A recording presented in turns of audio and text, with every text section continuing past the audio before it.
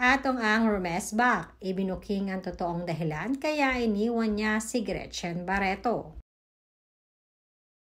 Sobrang happy and contented.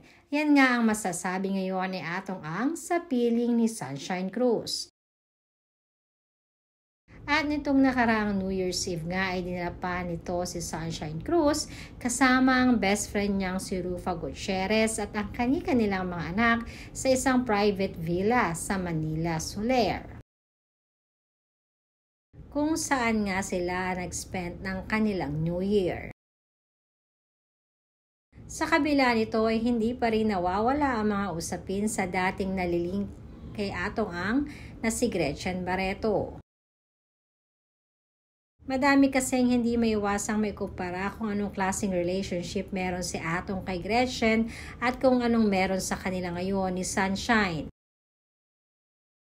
Binalikan din ng mga netizens ang mga pictures na ito ni Gretchen at Atong at ikinumpara pa ang picture na ito ni Atong at ni Sunshine na magkasama. Ayon nga sa mga komento ng mga netizens, nakitang-kita naman di umano ang pagkakaiba ni Atong sa dalawa. Halata rin di umano na mukhang hindi masaya itong si Atong kung si Gretchen ang kanyang kasama. Samantala ngayong si Sunshine ay nakingiti pa ito habang naglalakad sila papuntang altar. Kaya naman usap-usapan ngayon na kaya di umano iniwan ni Atong si Gretchen ay dahil sa ugali nito na halatang pera lamang din ang habol sa kanya.